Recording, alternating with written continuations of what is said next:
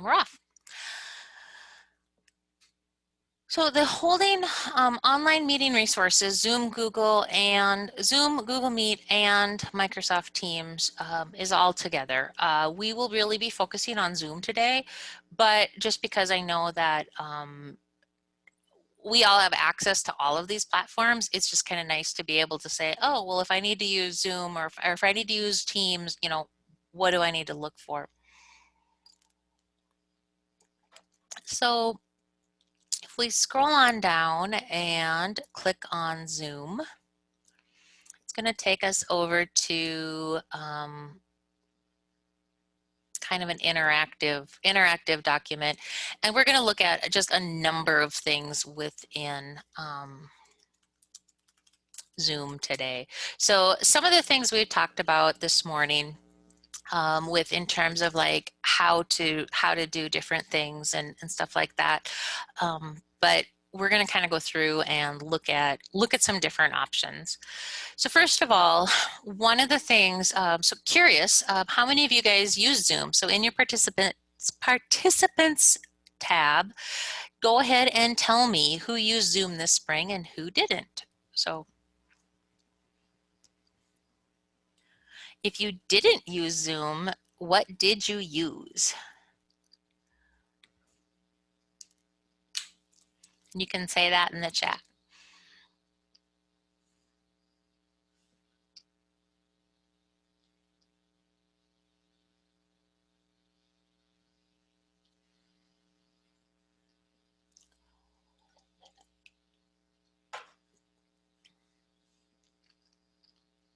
Stream and email. Okay, you'll use Zoom only to meet with friends. I hear you. Google Classroom, email, phone calls, emails.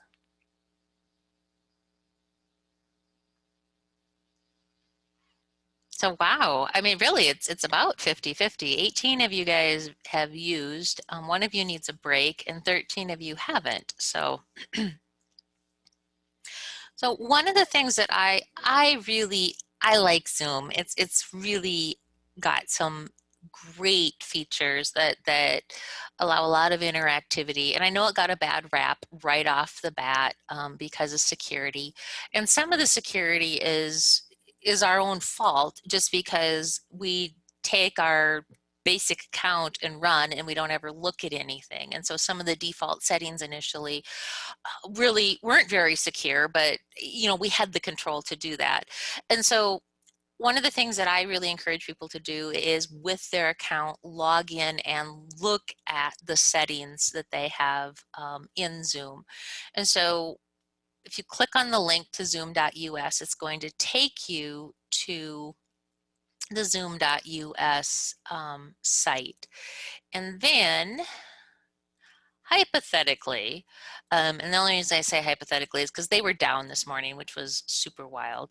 I should be able to click on my account, and then it's going to show a little bit about me, but then it's also going to, on the left-hand side, you can see your settings. And so when I look at my settings, and this is one of the things that this has changed so many times since COVID started, which for the better. They've really done some great security updates. So one of the things that they added is they added security at the top. And so now a number of these things used to be interspersed throughout, and now they are at the top. So as you can see, starting on September 27th, all meetings must either have a waiting room or a passcode enabled. So right now, if you have an education account, you, I believe, have both of them enabled. I don't, because I don't have an education account, and so I have a little more flexibility, but starting on September 27th, I too won't have that flexibility, and that's okay. I'm okay with that. So the waiting room is one of the ones that will be turned on automatically, and you won't be able to turn it off. You also will have a passcode that you have to utilize. And so those are a couple of the settings that we generally try to utilize. As we scroll on down, we get into the scheduling a meeting, and these are settings that I mean, like some of them are just like, I generally keep the host video off and the participants video off when you join one of my meetings, just because I don't really like them. You know, it's like, I like to be able to turn the video on when I'm ready rather than, oh my, there's a video. And so that's a personal preference. Audio type, if you have a free account, you only have the computer audio. If you have a paid account, you see the telephone and computer. This join before host, I have disabled that. You can see that it's been modified, and that is one of the defaults. It comes that you can join before host. When I'm working with, I mean, if I was working with kids, I wouldn't want them to join before me. And I also really don't like it. I really would prefer that participants can't join before me. Your personal meeting ID is essentially like your phone number. And so it's really easy to share your personal meeting ID, but it's also like sending your cell phone number out. And so I tend to not use my personal meeting ID unless I'm doing a quick, you know, phone call with somebody that, you know, like I'm calling them on the phone type of thing. I use my personal meeting ID. And so I don't use my personal meeting ID when I'm scheduling a meeting, because I generate my own ID for another ID for that. Here's some things like mute participants on entry. I generally don't initially. I mute you once you've come in the room, but you can do that, especially for large groups. It's kind of nice. And I don't have the upcoming meeting reminder set either. As we keep on scrolling down, we have some more options. The in meeting, and so these are the kinds of things that we experience in the meeting. The chat. So this is something that, you know, chat for me is something that, you know, it is part of how we communicate. Private chat, I let you guys do private chat. You know, you may not want to have that be something your students can do. You may want to turn that off. You can auto save chats if you'd like, so that you don't have to manually save the chat after a meeting starts. And just for FYI with Zoom, chat, like when you join, if somebody were to join our meeting right now, they would only see the chat from this point forward. So they would not see everything prior to this. So just so you know that. File transfer, and this is one of the ones that I've turned off, because it means like attendees can send Giphies and you can attach files, and I just feel like for safety, I feel better not being able to do that. But that's totally up to you. Excuse me. Also, the sound notification when someone joins or leaves, you can change that. And so the sound, I would say for the host and co-host, because everybody doesn't need to know that if you're going to do it. But it is a nice, especially with your waiting room, it can be a nice notification for you if somebody drops in or leaves. Co-host, this is something that you only have if you have a paid account. Co-hosts are awesome because they have the same in-meeting controls as the host. And so if you're wanting to have people, you know, help you monitor the chat and, you know, be able to mute people, et cetera, co-hosts are great. But if you have a free account, you don't have a co-host option. Polling is another one that's only in a paid account, and that I don't use, even though I have it, I don't use it as much as I probably could. I prefer to do a more informal yes, no in the participants and go that route. So these are all things that, you know, it just depends on how you want. You can show your meeting toolbar control. You can always show it or not. I don't because you know, when you mouse over it, it shows up. And so I'm okay with that. Screen sharing. So screen sharing is when people can share their screen. If you have this turned off, obviously you can't share your screen. Nobody can. I set mine so that it's on, but I limit it to host only. I can change it to enable participants to share in the meeting, and I do that often because then I have that, you know, but I feel like if somebody was malicious and wanted to share their screen inappropriately, I at least know, you know, I mean, they can't share their screen. And so you can disable the desktop and screen share for users, and so they can only allow selected applications. Screen annotation. This is really awesome if you want to be able to draw on the screen or share information. And so that is one of those tools that I do utilize quite a bit. And you can also allow people to save that. That is something that you as a host can disable while you're in screen two. If you want to use a whiteboard, this has to be turned on. If you want to allow remote control, screen sharing to allow others to control the shared content, that can be turned on. I don't, mainly for safety. I mean, I'm sure it's fine. It's just one of those things. I tend to work with large groups that I don't necessarily know everybody. If I'm working with a small group, it would definitely be different. Nonverbal feedback, that is our check yes, check no, that type of thing. Love that, but it has to be turned on. Meeting reactions, those also have to be turned on. Allow removed participants to rejoin. I leave that off, but I can change that in the meeting settings. Allow participants to rename themselves. I like that. I use that quite often as a way to provide some engagement and be able to, you know, if I'm doing something where I want you to put what content you teach so I can put you in breakout rooms accordingly, we do that. I do not, you can hide participant profile pictures if you want. And so for student privacy, that could be something that you'd want to do. In Meeting Advanced is where you see your breakout rooms. And so that is something that if you don't have that on, you will not see breakout rooms. Only the host sees the breakout room option. And so if you want to do breakout rooms, you have to be the host and you won't see that.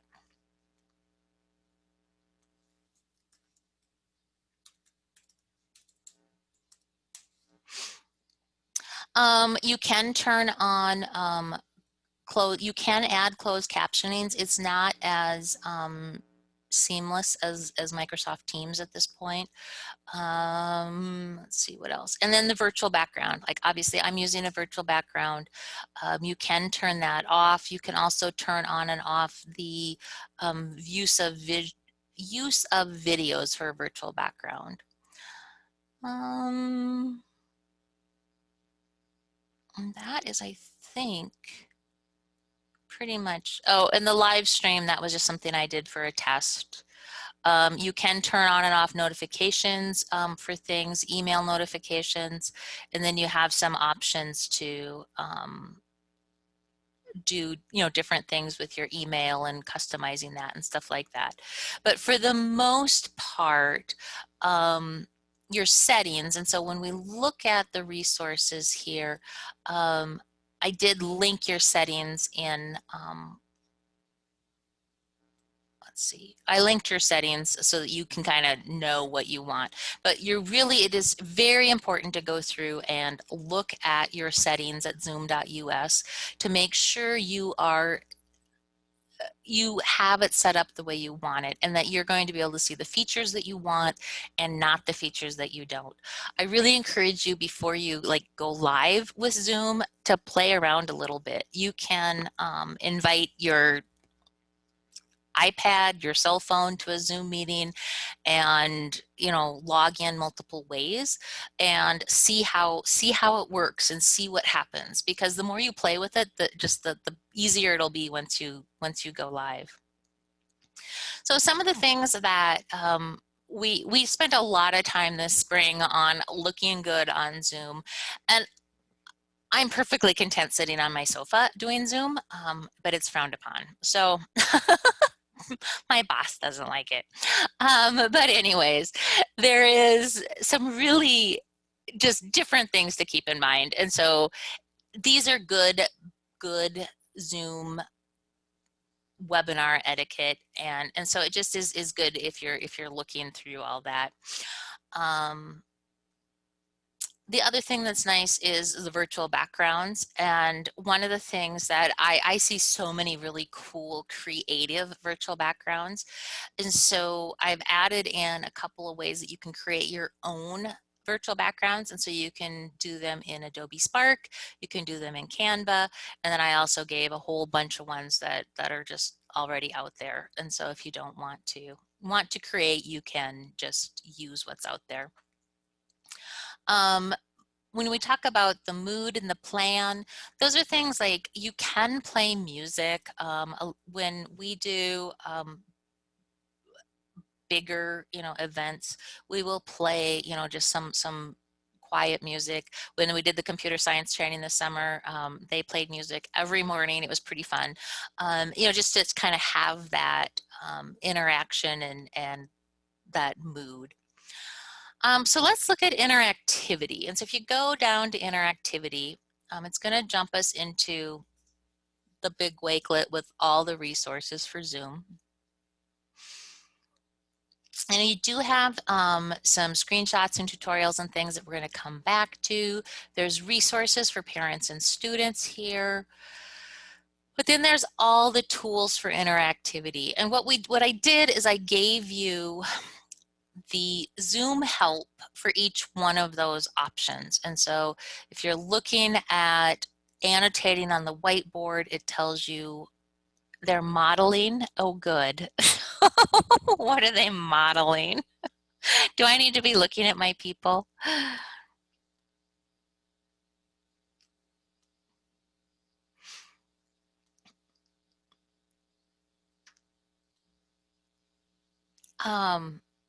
Their backgrounds. Oh, good, good.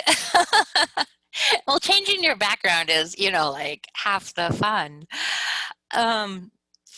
And so when you're looking, so all of these things, they're going to tell you what you need to do to turn it on, but then they're also going to tell you if it's something that, yes, you can upload a photo. And so that's why I gave you those options to,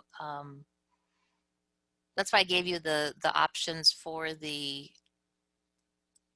backgrounds, is so because you can upload a photo. So these are all photos that you can upload from different areas, and you can make your own if you want and then upload it. So yes, I love that. It makes it so much more fun. So all of these have what you need, and so if you're going and looking through these, it's going to tell you, like for example, this polling for meetings. Remember I said it requires an account. And so if you go on down, you'll see here it says the host user must be licensed. And so those are those kinds of things that if you're like, why don't I see this? That's probably why if you don't have a paid account. If you're getting the account through the state, you should have a paid account. I mean, that's a paid account. And so you should be good to go. You shouldn't have any concerns. So all of those tools are here.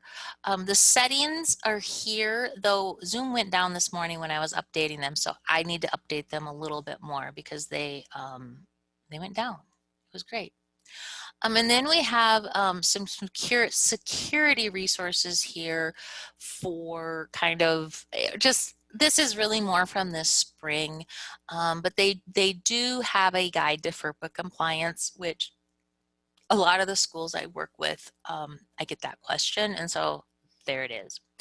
And then there's also some amazing resources here for virtual activities to engage on your next Zoom meeting. And so we can explore those in a little bit after we look at. No, on a paid account, there is on a paid account, there is no time limit. And so on a paid account, you have, you can talk all day. The free version is 40 minutes if you are with, if it's more than 2 people. If you and I were to have a phone or have a Zoom conversation, Shannon, on a free account, we could talk all day because you can do one person, you can talk to one other person all day long. So can you limit who can join the meeting? And this is something I'm not sure about, Elke, because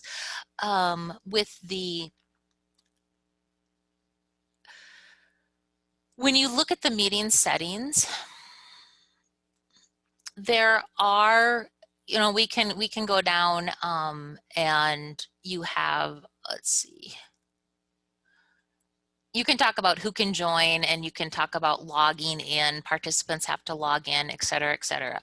Well, I don't think students are going to have accounts. And so I think where you're going to end up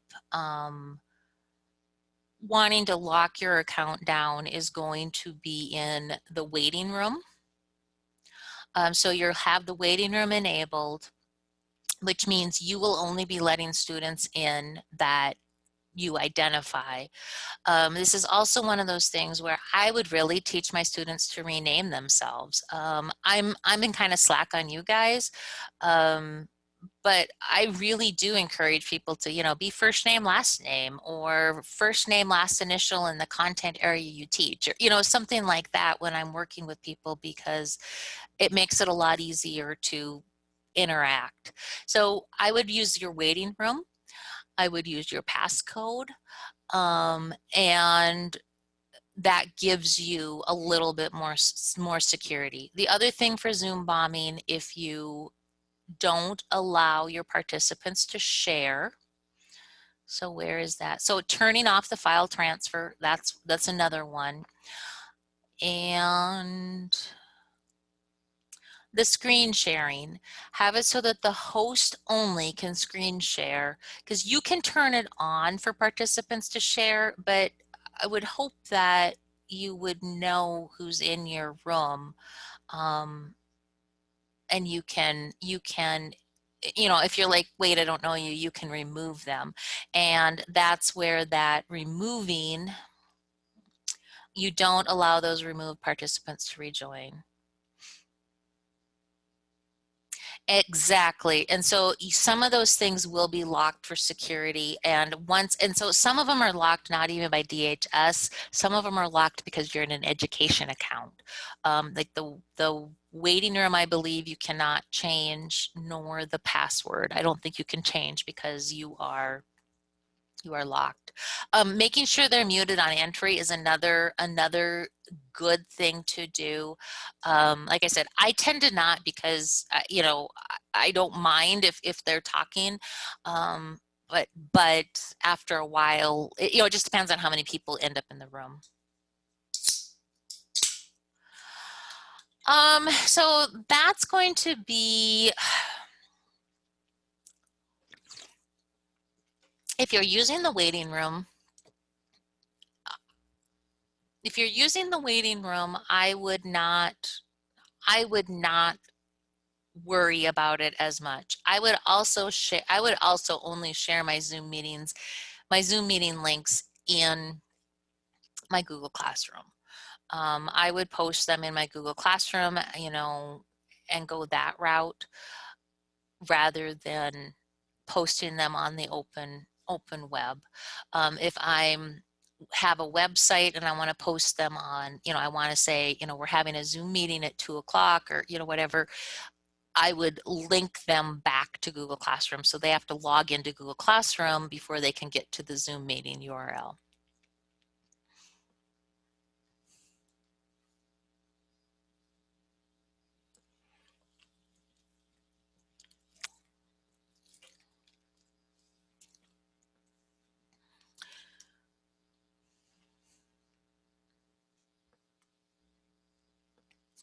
So I'm going to pop back up to this Ditch That Textbook, Student Tips for Successful Calls, is one of the better resources for, and it's probably down also. But it's one of the better resources for sharing with students if you want to have something that's already out there. A lot of them tend to be a little excessive. So I gave you guys Zoom screenshots to use. And so this is kind of this, you can use this, you can make a copy of this and use them as you need to. But what they do is they go through all of the steps and resources. And so if we're looking at Zoom screenshots to use, you're going to see what you need to do in your settings, if there's a setting there. You're also going to see what you need to do in meeting security. And so when you are in a meeting as the host, you have the security option. And when you click on that, you see that while in the meeting, I can disable your ability to chat. I can disable your ability to rename yourselves. I can disable your ability to unmute yourselves.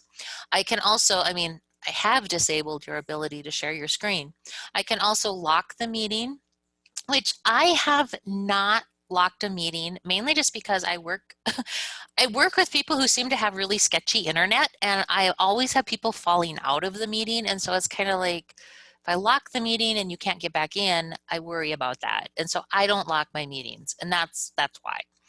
And then the enable waiting room. So I can enable the waiting room right now if I wanted to. But so in meeting security, I can turn off students renaming themselves. If I'm like, please rename yourselves, and you do it, I can then turn it off so that nobody can play around with it. I can turn it on if you just have options there. I really do encourage people to rename themselves. I often end up doing things, like I said, with first name, last initial. You can also use it as a way to break up people into groups for breakout rooms. So if you say, pick a number, write a number between 1 and 4 by your name, and then you can sort people out by their number. So lots of different things you can do with rename. The waiting room. And so the waiting room, the settings have to be on in Zoom US, but you notice that I can also enable it in the meeting. You'll see when someone's in the waiting room,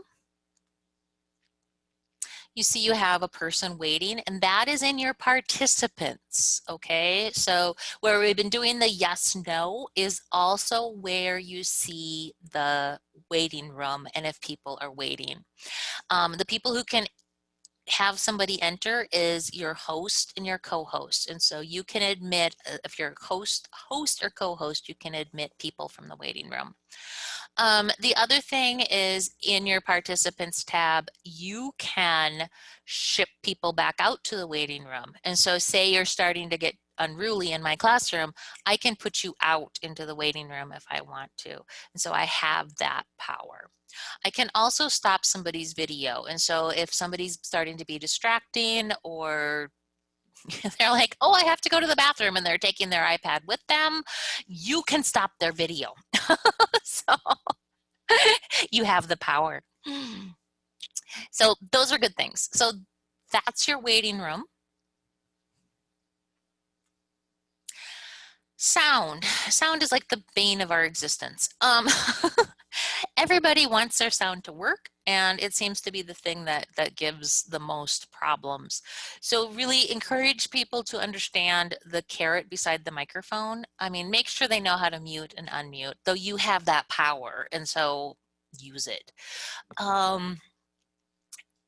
If a device has more than one microphone or speaker, you may need to switch. And that can be a problem if you've plugged in headsets and your computer doesn't switch and you're like, things aren't working. So that's checking your carrot beside to look at your sound.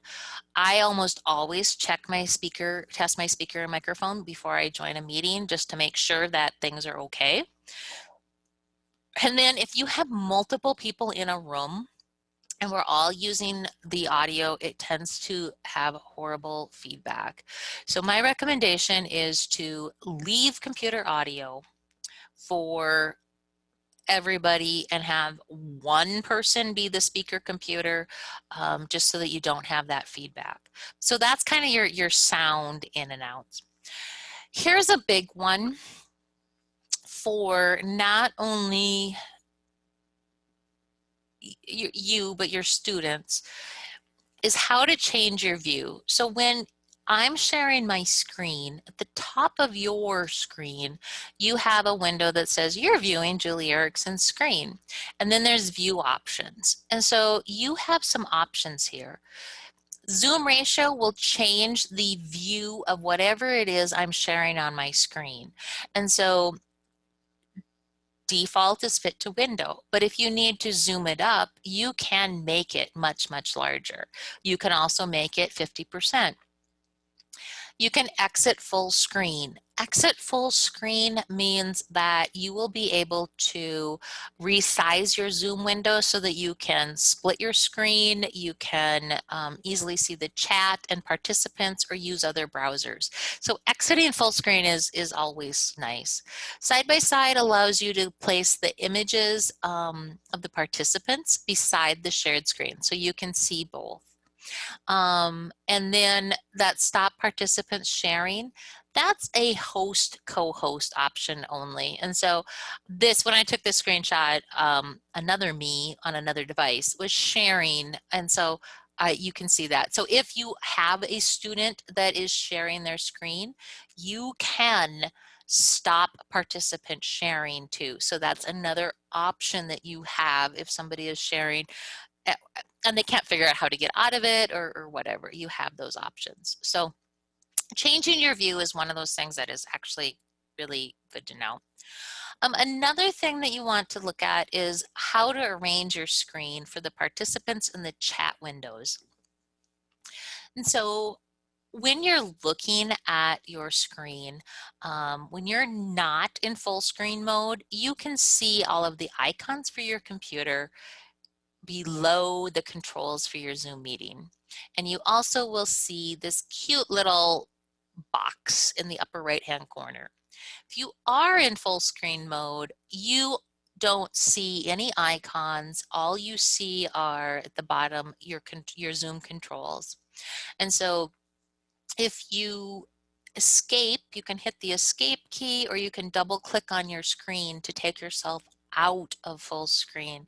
I rarely am in full screen mode when I am viewing a webinar because I like to be able to have the chat and the participants tab up. And so like I like to have my screen a little smaller so I can have my chat and my participants beside the screen, but that's totally up to you. Webcam and virtual backgrounds. We talked about that a little bit. You need to have your settings, your virtual background is on. In your meeting is where you can set up your virtual background, and that's the caret beside the camera. And then also I really encourage you to practice turning on and off your own video just so you have that practice. And have the kids practice it too. The communication. So this is one of the things that I added in. This is all the setup for communication.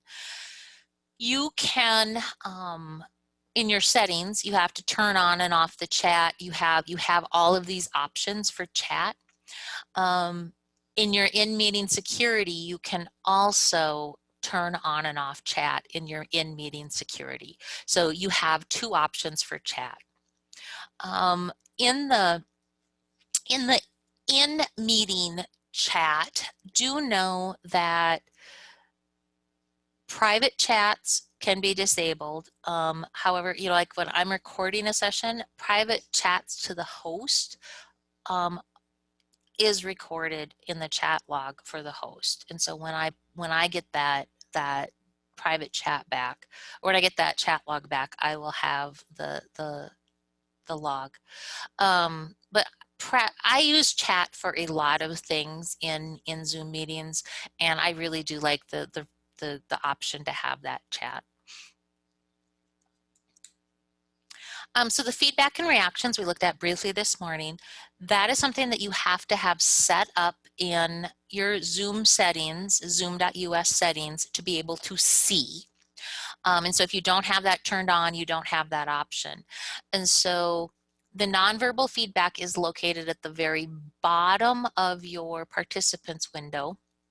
And so one of the things that people get confused about a lot is when you have your windows stacked, can't make that any bigger, but when you have your windows stacked, you're going to see that you have, it looks like it's at the top of the chat window, and that's not really the case. It's at the bottom of the participants window. So just, that's how it comes out. So when you're looking at your Zoom, your participants feedback, this is where it shows up. Your reactions actually show up when you click on them in the upper left-hand corner, and they do disappear after about 10 seconds. And so when you click on them, and so just because I'm not always looking at the screen, because I'm generally watching the chat or watching, something else, I tend to miss the reactions more than I miss the feedback. So that's just something to kind of keep in mind of what your presentation style is and how that works for you. All right, annotation tools. You can turn on and off the annotation tools, and this is one of those things where it feels like there's a lot of moving parts. There really isn't. It's not that bad. When you are a participant, if the annotation tools are on, you can go up to the top of your screen where you see you're viewing Julie Erickson's screen, click on View Options, and then you'll see Annotate. And so you can annotate on the screen whenever screen sharing is occurring. If you're a presenter, I can annotate on the screen when I'm sharing my screen by going over to my toolbar, and clicking on Annotate. And so I can annotate at any time also. You also can turn off the annotation tools. And so if I'm in my presenting menu, there's more, and I can see you, Sarge. Disable the annotations for others. So right now I can see that I may need to disable the annotations. No, actually, go ahead and try annotating all over this screen. Circle the thing that, or annotate, put a stamp beside the setting that you're most confused by.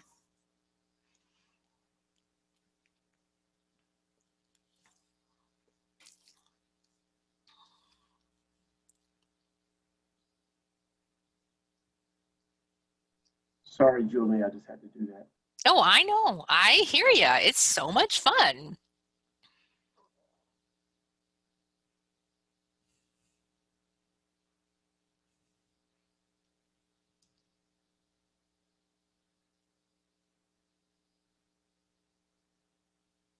Okay, so I'm loving this. So a stamp beside the setting that you're most confused by.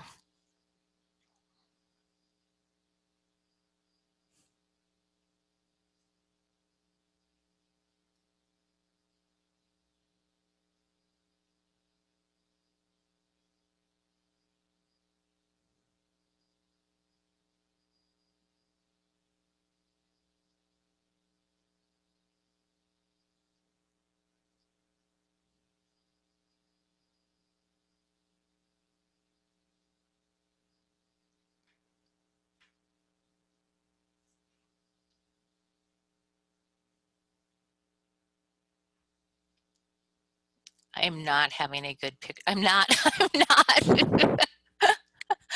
I'm not getting a good picture of what we're confused by. Sorry, guys. Maybe the in-meeting settings. That looks like it's probably it. So these are all things that unless you're the host, unless you're the host, you really don't see all of these options.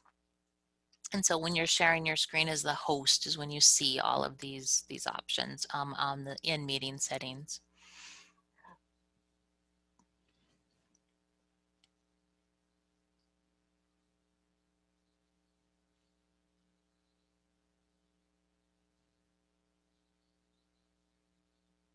But you guys have done a great job of finding the annotation tools. I'm loving it. Good job. So something funny, you're going to notice when I switch screens, your annotations tools stay. And so what I need to do as you commence playing tic-tac-toe, go guys. So I have to clear my screen. I need to clear the annotations when you move to another screen. I have to clear all the drawings on the screen. But since you are now playing tic-tac-toe, I'll just let that carry on. I'm afraid. Quick, Sarge. She's gonna get you.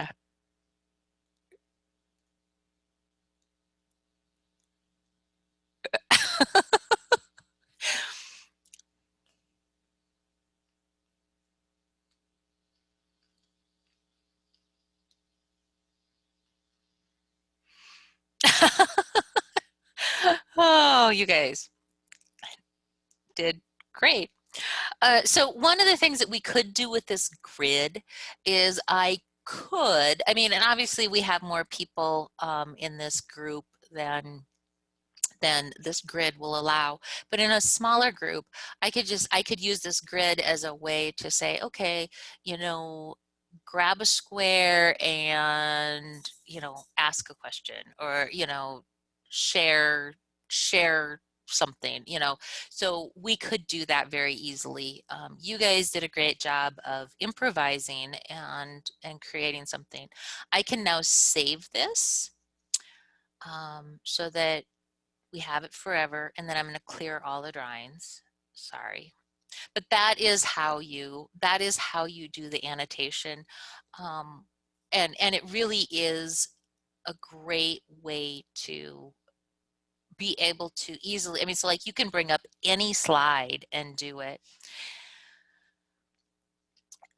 And so let me see, I think, yeah, so like here's a slide that I can use, and I can say, okay, tell me which garden. We could do a couple different things. I could say put a stamp beside the garden that really resonates with you, that you are most drawn to.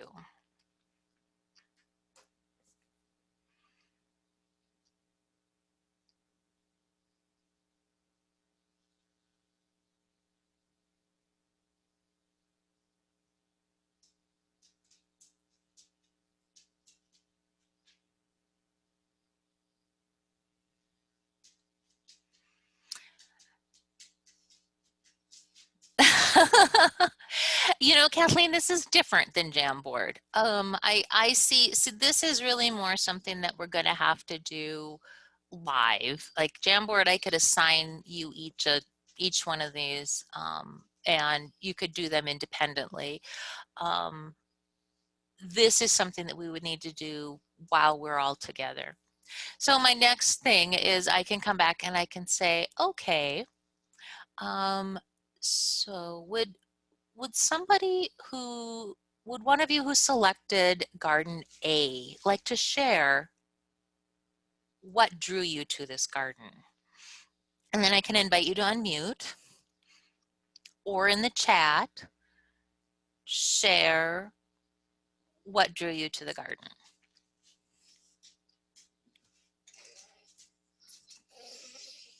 I really wasn't kidding. I'm curious, what drew you to this garden? So one of you who picked garden A, the raised beds, yes.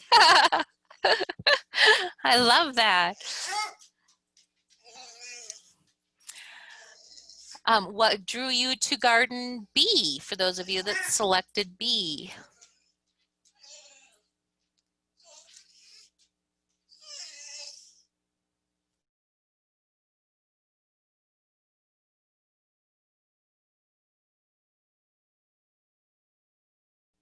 The pond, awesome. So what drew you guys to garden C?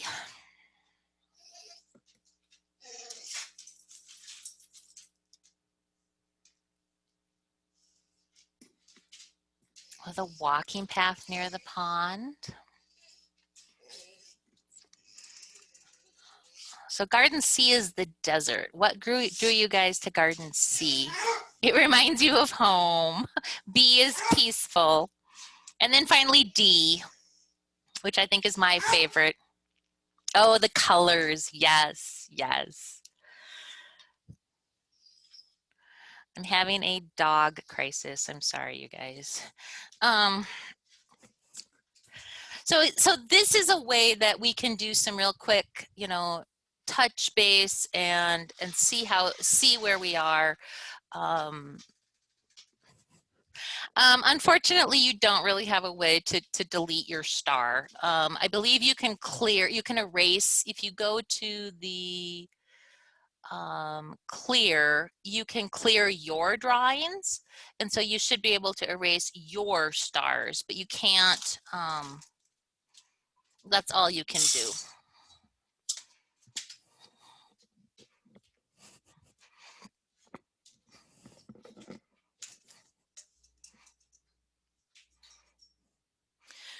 But I really, so you can do some really awesome things with the just, you know, if you have any slides, we can pull up and do the annotation, do the stamps, you can do text, so lots of options there. If you have too many people, like that this would become chaotic really quickly if you have too many people in a group. You could also just ask them to, you know, say in the chat, what did you like? And you guys did a really great job of talking about in the chat when I asked you to, you know, describe, you did a really great job. And I don't know if you picked A or not, or you picked B or not, but you did do some discussion there. So Amy, I think we're talking about D, and it looks like Rapid City. It reminds me of the flowers at the Sioux Park. So I think it's pretty. All right, so here again, when I move to a different screen. So no, you can't put a slide or a Google Doc in a breakout room. But this is how I do it. And so hold on, I'm gonna clear our annotations so I can move. I'm gonna go back. Yes, so we did the annotation tools, and now I want to talk a little bit about screen sharing, because that is something that you guys, you know, the more you practice at screen sharing, the better off. So screen sharing, you'll notice in the lower,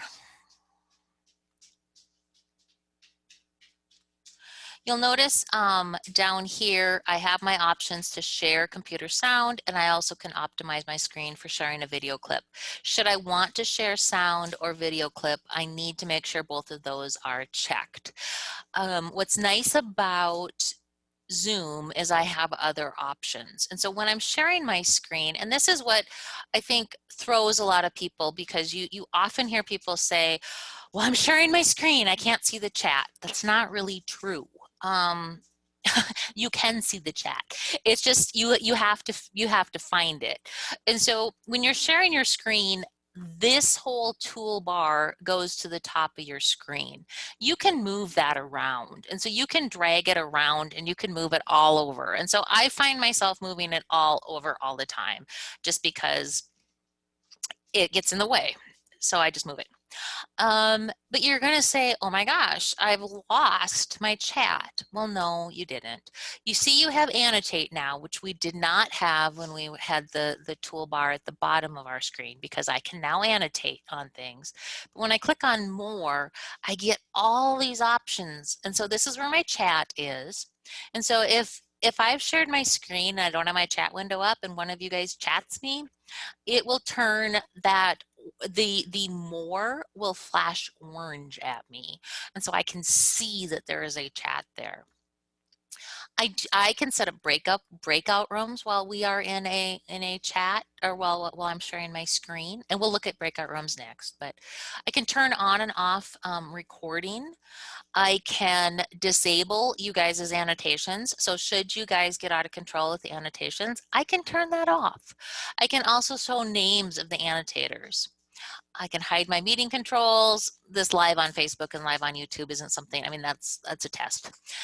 This is also where I can share my computer sound and optimize. And so I have two options for sharing computer sound, which is nice because if I'm like, oh, hey, yeah, I'll quick show you a video, I can do that and I don't have to recreate things or anything. I can just run with it. The other thing that you can do is, and a lot of people don't realize this, is we can switch gears midstream. And so there's this new share, and so I can be sharing my screen and then I decide that I want to bring up a whiteboard. I can do that. I can click on new share, say whiteboard, and so I never have to go back to showing, you know, everybody's screen or showing everybody's cameras and then going back. I can have it stay seamless.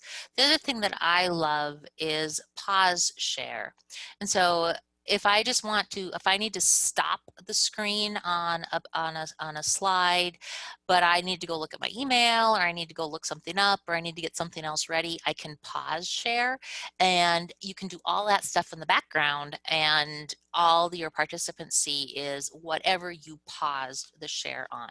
So you have some really cool powers that you can do to make your life easier. So that's kind of your, so I really encourage you to practice, practice using a slideshow. I'm kidding. Practice sharing your screen and the different things that come along with it, because it really, you do have a lot of power, and you can make it, you can do a lot of things with it.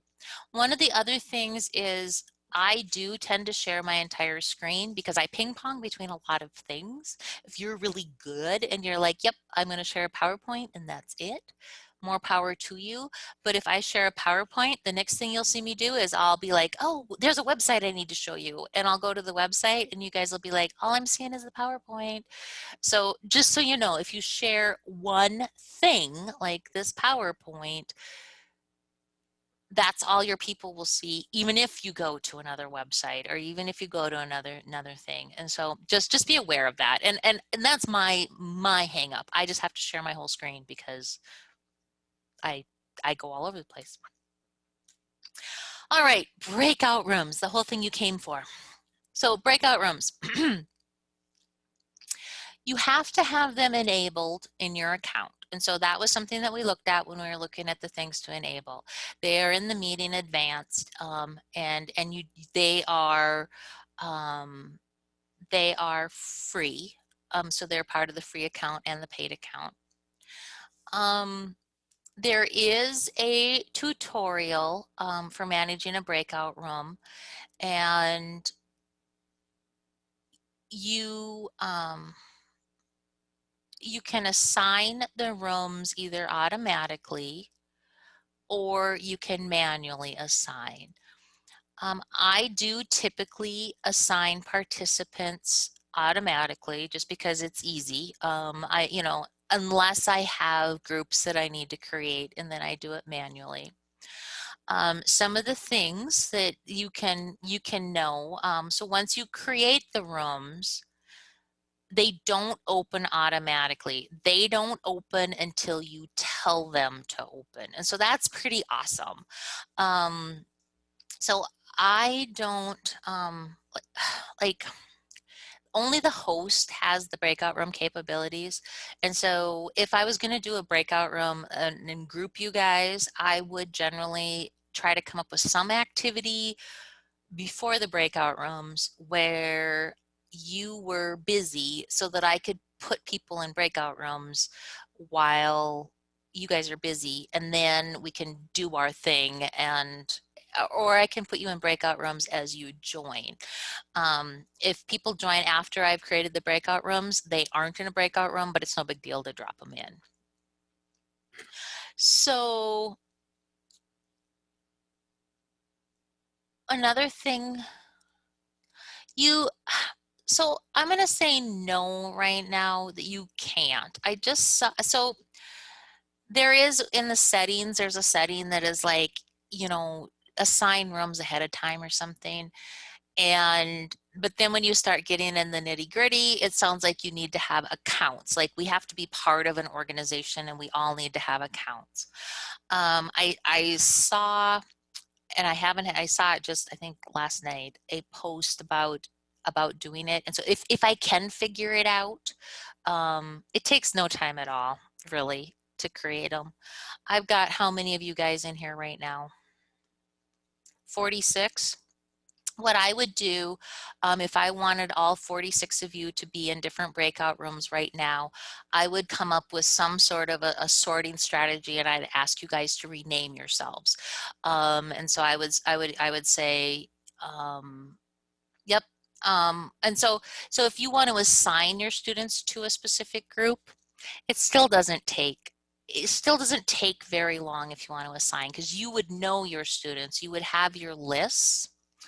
And so it doesn't take very long if you want to assign students to a group. Unfortunately, I can't show you I can't show you because it doesn't show on the screen, one of the drawbacks. So you can be making breakout rooms and nobody can see it. So if you say manually and then say, you know, you want to make 10 rooms, for example, what's going to happen then is you'll be able to click on a sign next to the room and you'll be able to just select the people. And so it doesn't take very long at all to drop people in. So yes, it's good because you can't see them. And so yes. So it does not take very long to create. I generally do automatically because I don't know people. You know, I mean, we're doing random things. If I need people to be in go somewhere where they want to be, I have them rename themselves. Okay, so once you've made your rooms and you've created your rooms and you've assigned your people, you can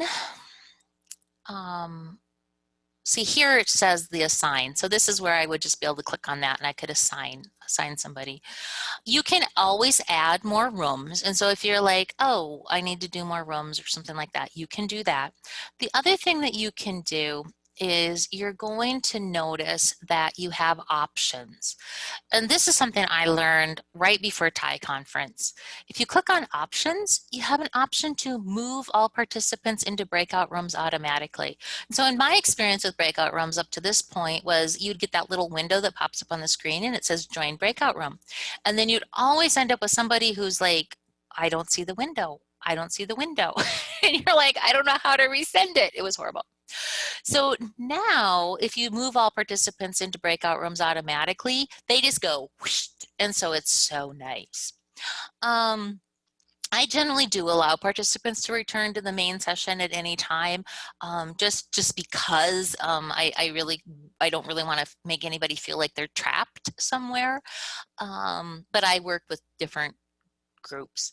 And then you can set them to automatically close. You also have a countdown timer for when you close the breakout room. And so those options definitely check the one to move all participants automatically. And so once you've done that and you close your room, or you can close this box and your people will all stay. When you're ready to open a room, you click on open all rooms and everybody goes out whoosh.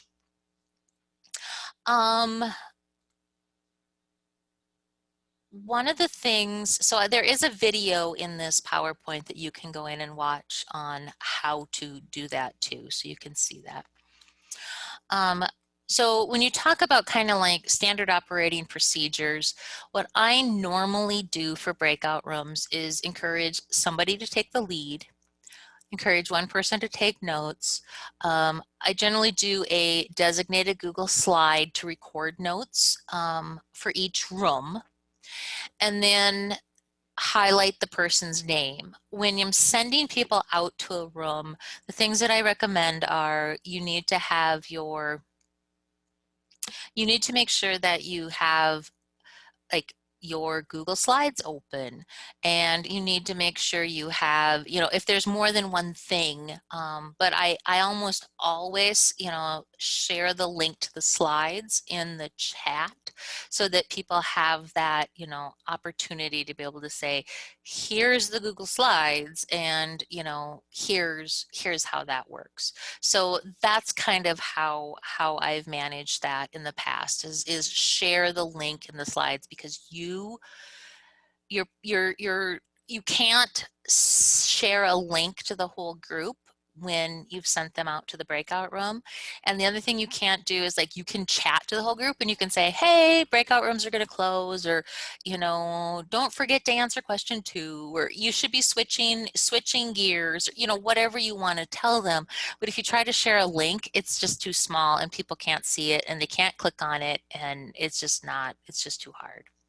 So that's kind of the breakout room ins and outs. And we're back at our slide. So questions about breakout rooms, since that tends to be kind of a interesting thing.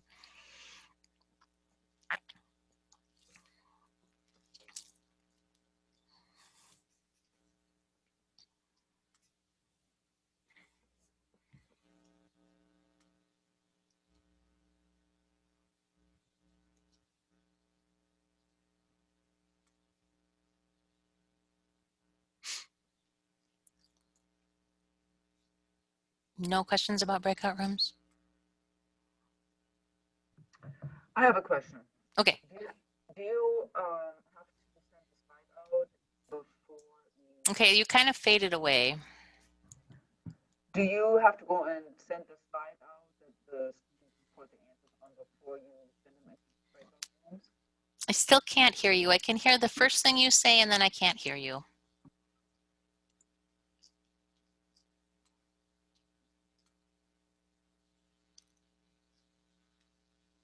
Is that you, Naomi? Do you want to unmute again?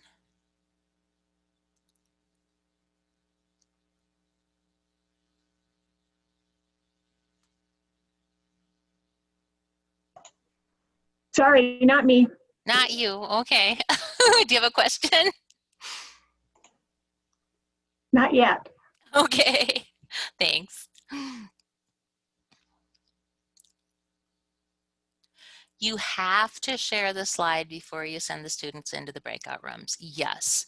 And so let me stop that. Let me see what I can find real quick.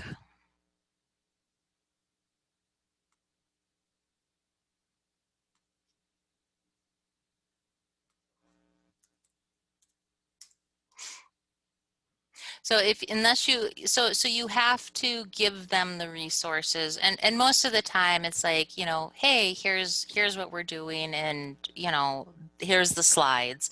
And I generally try to have the question on the slides so that they have everything that they need as they are going into that.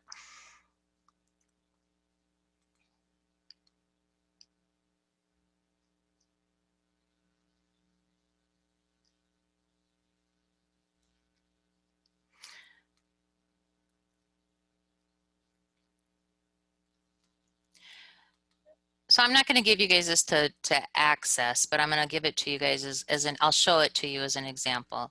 So, yes, so this is a group that I work with for the library grant.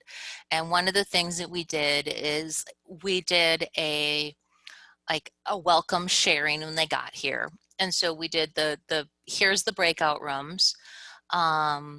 These are their logistics. And so each room has one slide. Find your room number to collaborate, add room number participant names to the slide, highlight the name of the person who will share, and here's the breakout room shared discussion slides.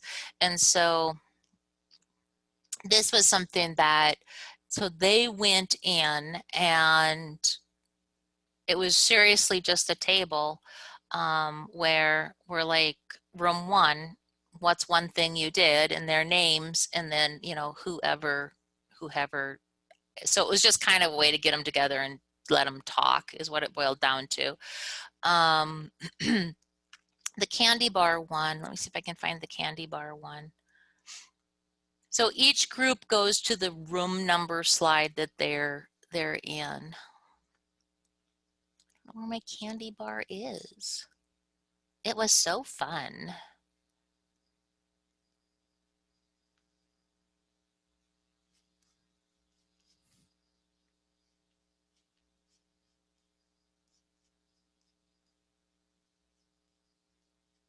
No idea where we did candy bar.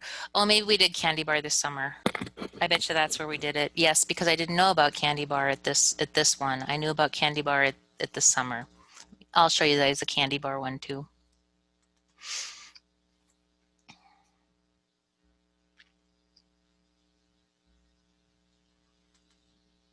So here's the Candygram activity. And I will make a copy of this for you guys so that you guys have access to it and you can use it, because I was given it as a, I took and modified it from somebody else. With real candy was their suggestion. However, when you're not face to face, it's hard to have real candy. But it is a really fun activity because it allowed us to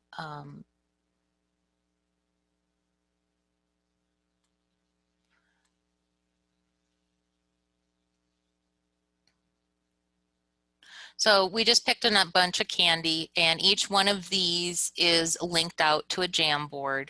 And so what we ended up having people do is we ended up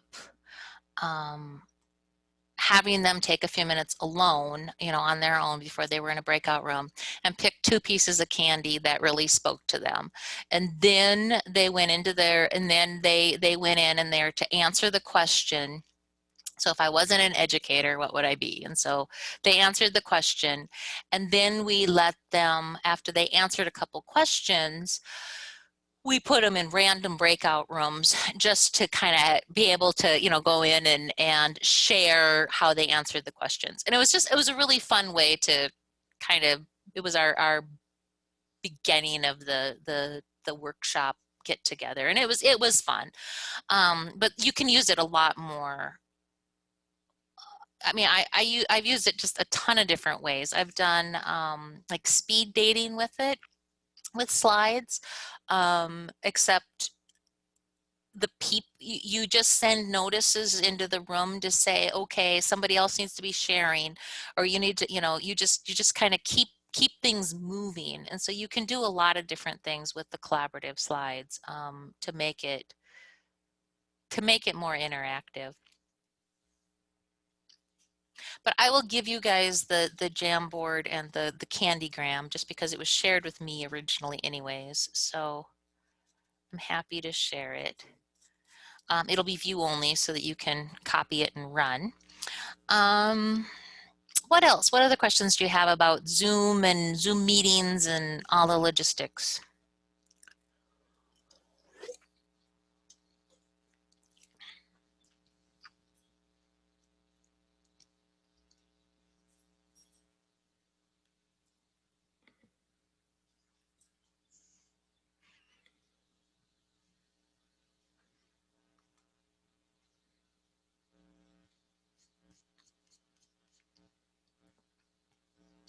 So a couple of other things before we launch off of Zoom meetings. When you're setting up meetings, for the ease of everything, especially if you keep your meetings, you know, in Google Classroom and you share your links in Google Classroom, I typically do recurring meetings rather than set up a different meeting for each time because time. So when you are in and you're setting up a meeting, you can do quite a bit more things. If you come to your zoom.us, you have a lot more options than if you set up a meeting in the app. And so let me see if I can. So here I have I can schedule a meeting. And here I can name it. I can do my general description. If I click that it's a recurring meeting, I can set up the recurrence, so how often I want it to go and when I want it to end, which is really nice. I can also, if you're in a paid account and you have the permissions, you can require registration. And that can be a way to kind of make sure you get names of everybody that's coming into your meeting. But it is also kind of one more step. And so that's up to you. You can add in your passcode in your waiting room, set up your host video on or off, and your meeting options here. And so this is if you want to mute your participants on entry. It says this breakout room pre-assign. However, I haven't played with it yet. And so I will play with it tonight and I'll get back to you because it is one of those things that I'm really curious about too. The last time I tried it, it told me it could only be done with people who had accounts. So I'll get back to you on that because it would make life a lot easier if you could do that. And then you can also set it up to automatically record a meeting so you don't have to think about it. But so those setting up a meeting you have many more options if you do it at zoom.us than if you do it in the Zoom app. And so the Zoom app, when I want to set up a meeting, I don't have near the same options, even if I go to advanced options, that I do in online. So just so you know that if we're getting ready to set those up. So let's go back. So that's Zoom. That's a lot of Zoom.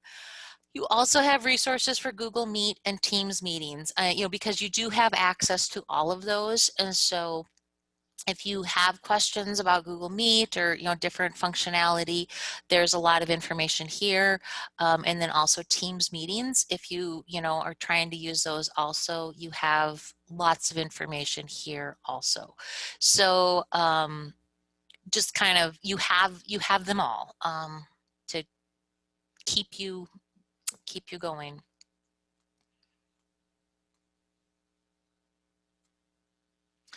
All right. So I'd like to go back to what we were talking about this morning, and then we will wrap it up for the day. So I see I've got people turned in their questions. That's so awesome because now I can go in and I can look and see what people did. See, isn't that so fun? I love it. That's so cool. And so let's go back and we'll finish up the best practices. We left off with looking at Jamboard for collaboration, and then we also looked at some of the Google Slides examples. Another tool that a lot of people utilize is Padlet. The only thing is the free version, you're limited to, I believe, 3 free. You can reuse them. There's lots of great things you can do with it, but also for trying to limit the number of things we're dumping on the kids right now, I would, unless you've always used Padlet, probably steer clear of it right now. But it's a great tool and so many things you can do with it. So when we think about collaboration, it's those considerations, kind of like those questions we started out with this morning. Will it be synchronous, asynchronous, or synchronous? Will a small group be more effective than a whole group? Does your online meeting platform allow for breakout rooms? And you guys are using Zoom, so yay, yes. If we keep on going, some of the other things to think about is that, communication. I think you guys are set up really well to utilize Google Classroom from the get-go as your tool. That's where your consistent communication and location for content is going to be. Your learners will have those expectations to check daily and use it regularly.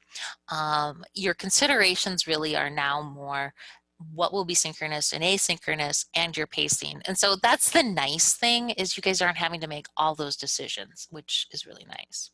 So tomorrow we're going to look a little bit about how you can use your website as a really great kind of communication portal, and what you want to put, what you can put on your website versus not your website, and just that Google sites are super fun. But let's look now at some of the ways that we can bring in choice and share. So we've looked at videos, we've looked at online meetings.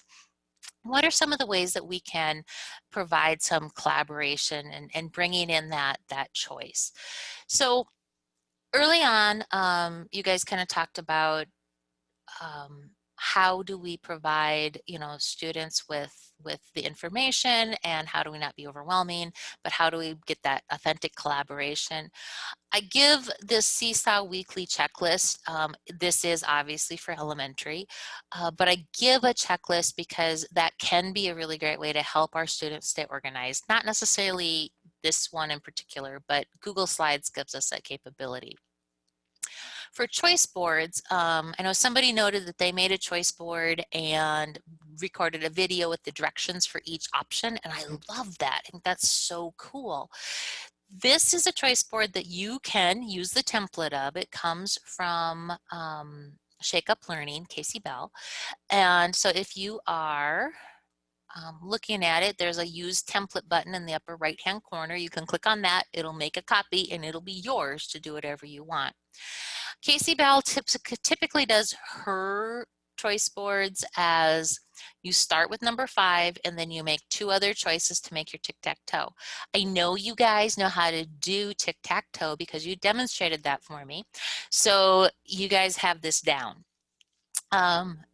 When we are looking at her board, she has done some really nice things here because she's hyperlinked all the slides to all the links to the slide with the directions, so you can go back to the choice board, etc., etc.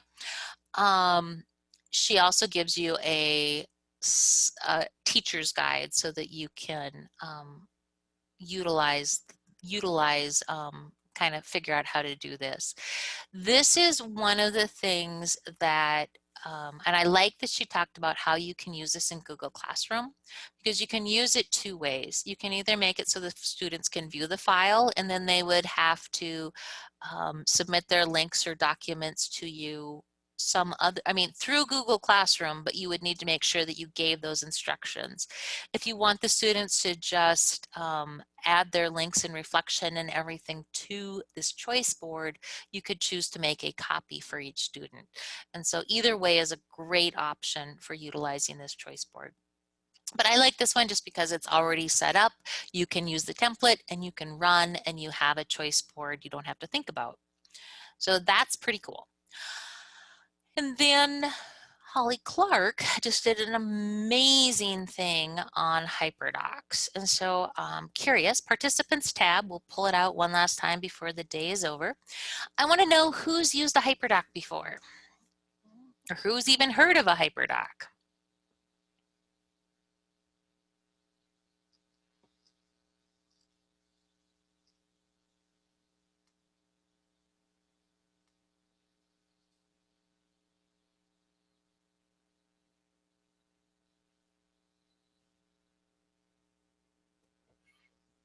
Awesome. I've got 2 of you that have used, oh, you've heard of them. That's awesome, Sean.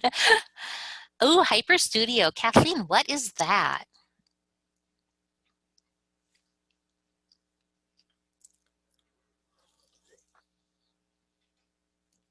Oh, okay.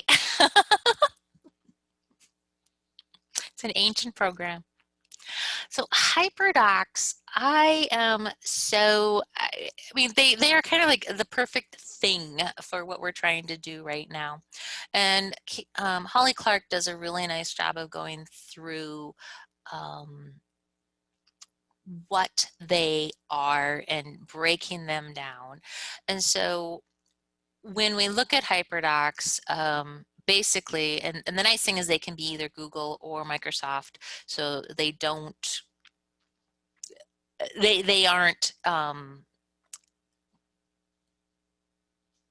platform specific.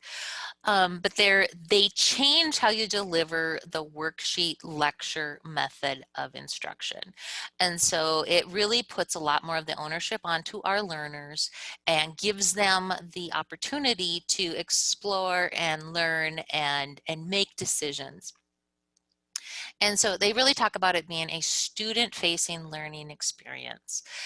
And so when we kind of scroll on down, and she's given off some really nice videos to explain too, but a lot of times you're going to end up looking at text sets, multimedia text sets. And so that's going to be, and they're not bad. And you see a lot of them, and there's some amazing ones where essentially as a learner, you can learn about content. And so you can build that background knowledge. You can do all of those types of things. A Hyperdoc is a lesson. It's an actual lesson, and everything is linked together. So you have the pre-teaching, the teaching, and the extensions. And so we can go further if we want to. One of the things I love about Hyperdocs is that you can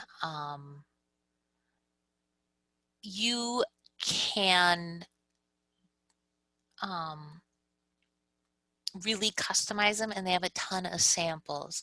And so here she gives us a couple samples of text sets. And so these are text sets, which just are tools that help you learn about a topic.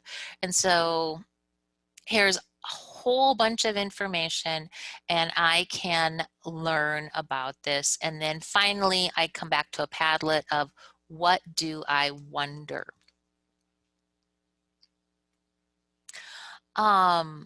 So that's an example of a text set. If we look at what is a Hyperdoc, now we have a breakdown. And so up at the top we have, and so everything, you know, there's different formats for them, but this is one of the formats. We have a video that we can watch.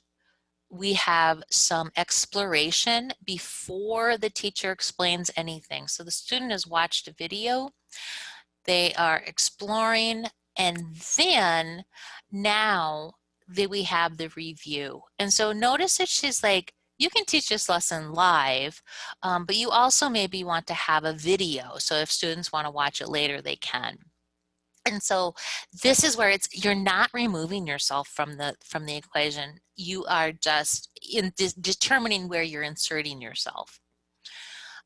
Here we are doing our practice, and so you've given the students here a choice.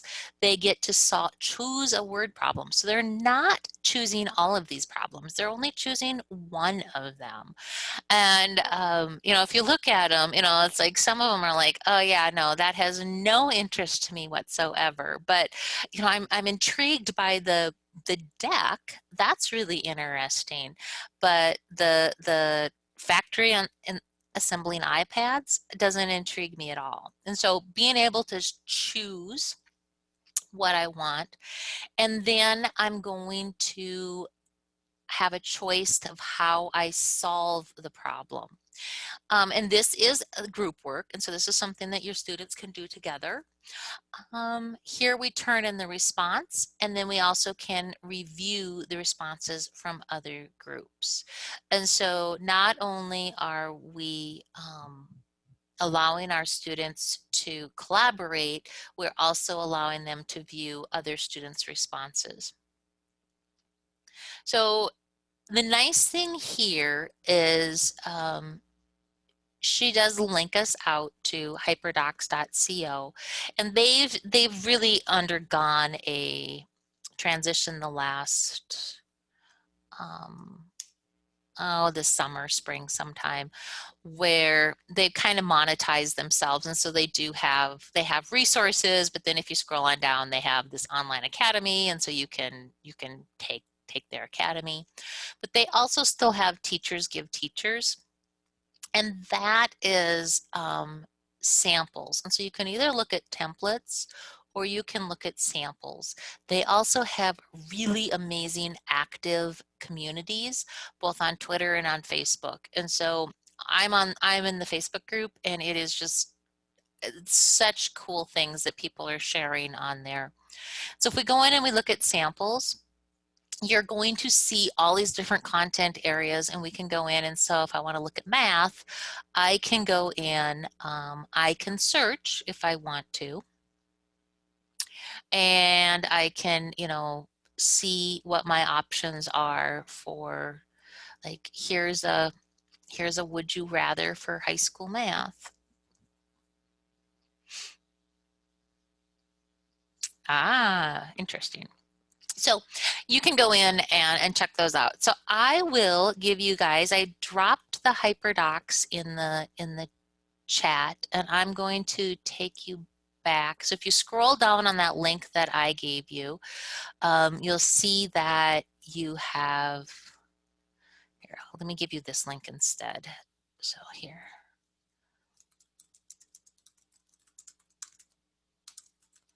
So here's the link to the templates and samples.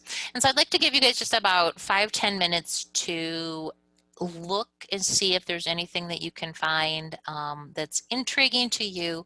And if kind of all the samples you can make a copy of. Many of them will force you to make a copy. So if you're logged into your Google account, it's no big deal, but it'll force you to make a copy so that you can do that. And then you can check them out and see what they're like.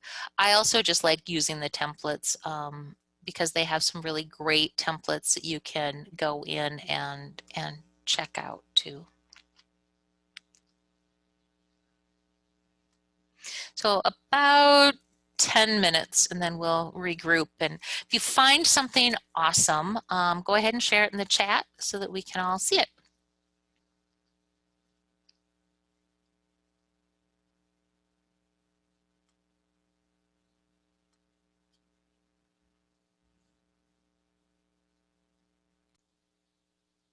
This is a great one, Kim.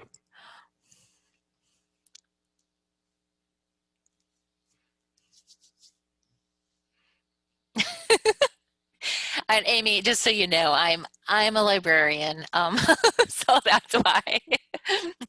I think Kim is pretty awesome, but I'm also a librarian, so I'm semi-biased. Okay, oh, you guys, that's cool. So did you find good things that intrigue you or you want to go back and check out? I really love the packaging of these because these are things that we can use very easily in our online classrooms, and they do such a nice job of translating content that we're already teaching. One of the things that, so I you know, you guys have looked at the Hyperdoc samples. My favorite sample is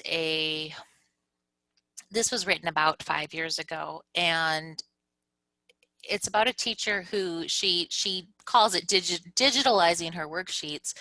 But when you read through this blog post, and then you think about what we're trying to do right now, really, it really makes sense, because when I look at what she's done, this is something that we can do authentic collaboration on. It doesn't have to be synchronous. We can you have a lot of options here. And so when we look at her initial worksheet, you're seeing something that it's like, you know, you can see it is blurry.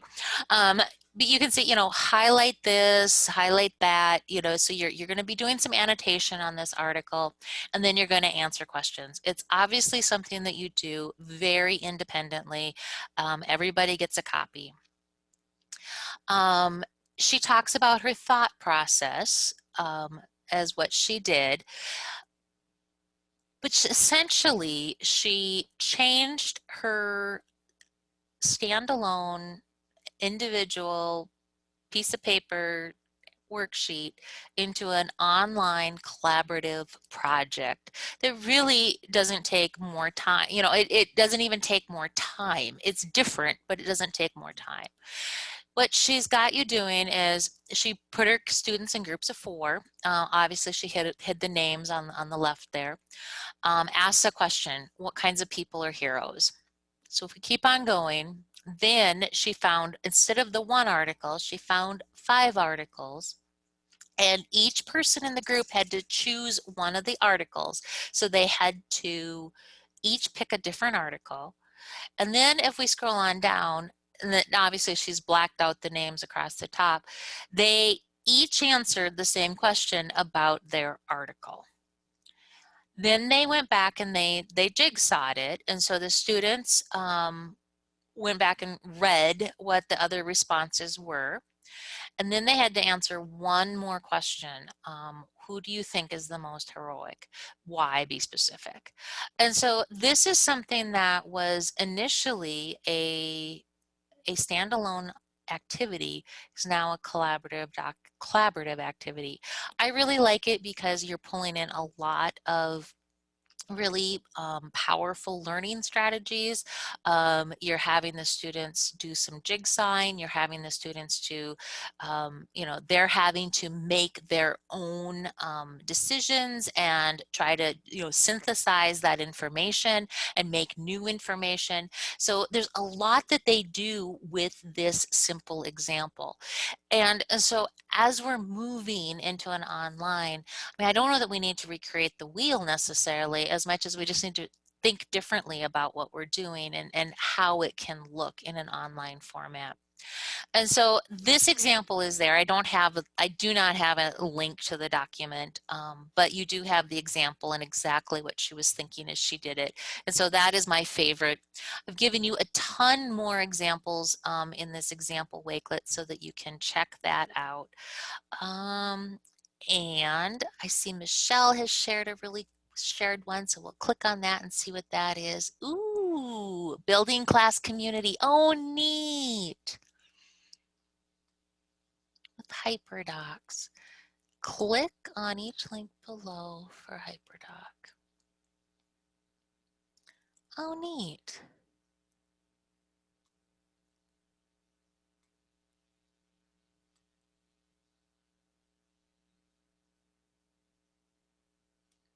Nice. I like that. That's a fun one too. Where did you find that one, Michelle? Is it one of the samples?